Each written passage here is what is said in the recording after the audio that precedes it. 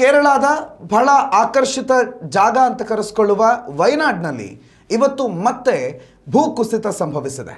ಕಳೆದ ವರ್ಷ ಇದೇ ವಯನಾಡ್ ಬಹಳ ಭೀಕರವಾದ ಭೂಕುಸಿತಕ್ಕೆ ಸಾಕ್ಷಿಯಾಗಿತ್ತು ಮತ್ತು ಅಲ್ಲಿನ ಪಶ್ಚಿಮ ಘಟ್ಟದ ಪರಿಸರವನ್ನು ನಾಶ ಮಾಡಿರೋದರ ಪರಿಣಾಮ ಇದು ಅಂತ ಕೂಡ ಅವತ್ತು ಸಾಮಾಜಿಕ ವಲಯದಲ್ಲಿ ಚರ್ಚೆ ಆಗಿತ್ತು. ಈಗ ಮತ್ತೆ ಅದೇ ವಯನಾಡ್ನಲ್ಲಿ ಬಹಳ ದೊಡ್ಡ ಮಟ್ಟದ ಭೂಕುಸಿತ ಸಂಭವಿಸಿದೆ.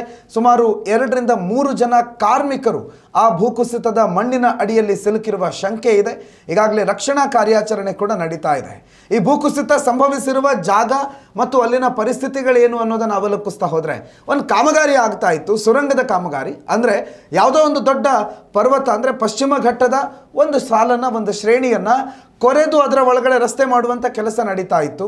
ಆ ಕಾಮಗಾರಿಗೋಸ್ಕರ ಅಪಾರ ಪ್ರಮಾಣದ ಸಸ್ಯ ರಾಶಿಯನ್ನು, ಅದರ ಸುತ್ತಮುತ್ತ ಇದ್ದಂಥ ಗಿಡ ಮರಗಳನ್ನು ಕಡಿಯಲಾಗಿತ್ತು. ಹಾಗಾಗಿ ಅಲ್ಲಿನ ಮಣ್ಣಿನ ಸಾಂದ್ರತೆ ಬಹಳ ಕಡಿಮೆ ಆಗಿತ್ತು. ಕಳೆದ 2 ದಿನಗಳಿಂದ ವಯನಾಡ್ನಲ್ಲಿ 48 ಗಂಟೆಯಲ್ಲಿ ಸುಮಾರು 256 ಮಿಲಿಮೀಟರ್ ಮಳೆ ಆಗಿದೆ. ಅಂದರೆ ಎಡೆಬಿಡದೆ ಸತತವಾಗಿ ಧಾರಾಕಾರವಾಗಿ ಮಳೆ ಸುರಿದಿದೆ. ಅದಕ್ಕೆ ಸರಿಯಾಗಿ ಪ್ರಕೃತಿಯ ನಾಶ ಆಗಿದೆ, ಮಣ್ಣು ಸಡಿಲಾಗಿದೆ. ಆ ಮಳೆಯ ಹೊಡೆತಕ್ಕೆ ಆ ಇಡೀ ಪರ್ವತ ಶ್ರೇಣಿ ಕುಸಿದುಕೊಂಡು ಬಂದಿದೆ. ಆ ಕುಸಿತದಿಂದಾಗಿ ಒಂದಿಷ್ಟು ಅಲ್ಲಿನ ಪರಿಸರ ನಾಶ ಮತ್ತು 2-3 ಜೀವನಾಶ ಆಗುವಂಥ ಸಾಧ್ಯತೆ ಇದೆ ಅಂತ ಹೇಳಿ ಮತ್ತೆ ಅಲ್ಲಿ ವರದಿ ಮಾಡಲಾಗ್ತಾ ಇದೆ. ಒಟ್ಟಾರೆಯಾಗಿ ಪ್ರಕೃತಿಯನ್ನು ನಾಶ ಮಾಡ್ತಾ ಇರುವ, ಮೂಲ ಸೌಕರ್ಯದ ಹೆಸರಿನಲ್ಲಿ ಭೂಮಿ ತಾಯಿಯನ್ನು ಕೊಲ್ಲುತ್ತಾ ಇರುವಂಥ ಮನುಷ್ಯನ ದುರಾಸೆಗೆ ಪ್ರಕೃತಿ ಮತ್ತೆ ಉತ್ತರ ಕೊಡಬೇಕಾದಂಥ ಪರಿಸ್ಥಿತಿ. ಕಳೆದ ವರ್ಷವೂ ಕೂಡ ಕರ್ನಾಟಕದ ಶಿರೂರಿನಲ್ಲಿ ಗುಡ್ಡ ಕುಸಿತ ಆಗಿತ್ತು. ಅದು ಕೂಡ ಇದೇ ರೀತಿ ಅವೈಜ್ಞಾನಿಕ ಕಾಮಗಾರಿಯಿಂದಾಗಿ ಆ ಗುಡ್ಡ ಕುಸಿತ ಆಗಿತ್ತು. ಅದರಿಂದ ಸಾವು ನೋವುಗಳು ಸಂಭವಿಸಿತ್ತು. ಈಗ ವಯನಾಡ್ನಲ್ಲಿ ಮತ್ತೆ ಅದೇ ರೀತಿಯ ದುರಂತಗಳು ನಡೀತಾ ಇದೆ. ಅದೇ ರೀತಿಯಲ್ಲಿ ಕರ್ನಾಟಕದ ಈ ಪಶ್ಚಿಮ ಘಟ್ಟದ ಶ್ರೇಣಿಗಳ ಮಧ್ಯದಲ್ಲಿ ಅಲ್ಲಲ್ಲಿ ಕಾಮಗಾರಿಗಳು ನಡೀತಾ ಇದೆ. ರಸ್ತೆ ಅಗಲೀಕರಣ ಅಥವಾ ಸುರಂಗ ಕಾಮಗಾರಿ, ರೈಲ್ವೆ ವಲಯಗಳನ್ನು ಹೆಚ್ಚಿಸುವಂಥ ಕಾಮಗಾರಿ, ಬೇರೆ ಬೇರೆ ಕಾಮಗಾರಿಗಳಾಗ್ತಾ ಇರುವಂಥ ಸಂದರ್ಭದಲ್ಲಿ ಆ ತಪ್ಪಲಿನಲ್ಲಿ ವಾಸ ಮಾಡುವಂತಹ ಪರ್ವತ ಶ್ರೇಣಿಗಳ ಅಡಿಯಲ್ಲಿರುವಂಥ ಊರುಗಳು ಎಷ್ಟು ಸುರಕ್ಷಿತ ಅನ್ನೋ ಪ್ರಶ್ನೆ ಕೂಡ ಇಲ್ಲಿ ಬಹಳ ಪ್ರಮುಖವಾಗಿ ನಾವು ಕಾಣಲೇಬೇಕು. ಯಾಕಂದರೆ ಅಲ್ಲಿರುವ ಜೀವಗಳನ್ನು ಸರ್ಕಾರ ತಮ್ಮ ದುರಾಸೆಗೋಸ್ಕರ ಆ ಜೀವಗಳನ್ನು ಬಲಿ ಕೊಡೋದಕ್ಕೆ ಹೊರಟಿದೆ ಅಂತಂದರೆ ಅದು ಖಂಡಿತ ಯಾವುದೇ ಕಾರಣಕ್ಕೂ ಅಕ್ಸೆಪ್ಟೆಡ್ ಅಲ್ಲ.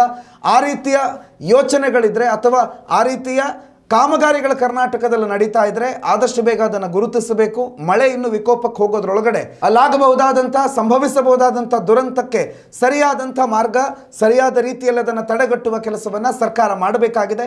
ಅಕ್ಕಪಕ್ಕದ ರಾಜ್ಯಗಳ ಈ ಘಟನೆಗಳನ್ನು, ಇಲ್ಲಿನ ಟೋಟಲ್ ಸೈಂಟಿಫಿಕ್ ಮಾಹಿತಿಗಳನ್ನು ಪಡ್ಕೊಂಡು ಆ ರೀತಿಯ ಪರಿಸ್ಥಿತಿಗಳಿದ್ರೆ ಅದನ್ನು ಸರಿ ಮಾಡೋ ಕೆಲಸ ಆಗಬೇಕಿದೆ. ಇಲ್ಲದೇ ಇದ್ದರೆ ಮಳೆಗಾಲ ಮುಗಿಯೋದ್ರೊಳಗಡೆ ಕರ್ನಾಟಕದಲ್ಲೂ ಇಂಥದ್ದೇ ಹಲವು ಸುದ್ದಿಗಳನ್ನು ನಾವು ಕೇಳಿಸ್ಕೊಂಡ್ರೆ ಆಶ್ಚರ್ಯ ಪಡಬೇಕಾಗಿಲ್ಲ. ಕರ್ನಾಟಕದ ಪರಿಸ್ಥಿತಿ ಅದಕ್ಕೂ ಬಹಳ ಕ್ಷೀಣವಾಗಿದೆ ಅನ್ನೋದು ಎಲ್ಲರಿಗೂ ಗೊತ್ತಿರೋ ವಿಚಾರ. ಪಶ್ಚಿಮ ಘಟ್ಟಗಳನ್ನು ಕಡಿಯೋದಕ್ಕೆ ಹೊರಟಿರುವ ಸರ್ಕಾರ ಈ ರೀತಿಯ ಘಟನೆಗಳಿಂದ ಎಚ್ಚೆತ್ತುಕೊಳ್ಳುತ್ತಾ ಅದಕ್ಕೂ ಕೂಡ ಕಾಲವೇ ಉತ್ತರ ಕೊಡಬೇಕು. ಇವಿಷ್ಟು ಇವತ್ತಿನ ಪ್ರೈಮ್ ಟೈಮ್ನ ಪ್ರಮುಖ ಸುದ್ದಿಗಳು. ನೋಡ್ತಾ ಇರಿ ನ್ಯೂಸ್ ನೆಕ್ಸ್ಟ್. ಇದು ವರ್ತಮಾನದ ಕೈಗನ್ನಡಿ. ಉತ್ತಮ ಸಂಸ್ಕಾರಯುತ ಶಿಕ್ಷಣದೊಂದಿಗೆ VSS English medium CBSE school, Udupi Muddur. ನರ್ಸರಿಯಿಂದ 10ನೇ ತರಗತಿವರೆಗೆ ಶಿಕ್ಷಣದ ಜೊತೆಗೆ 5 ರಿಂದ 10ನೇ ತರಗತಿವರೆಗಿನ ವಿದ್ಯಾರ್ಥಿನಿಯರಿಗೆ ಉತ್ತಮ ಹಾಸ್ಟೆಲ್ ಸೌಲಭ್ಯವೂ ಇದೆ. ನಿಮ್ಮ ಮಕ್ಕಳ ಪ್ರವೇಶಾತಿಗಾಗಿ ಈ ಸಂಖ್ಯೆಗೆ ಕರೆ ಮಾಡಿ.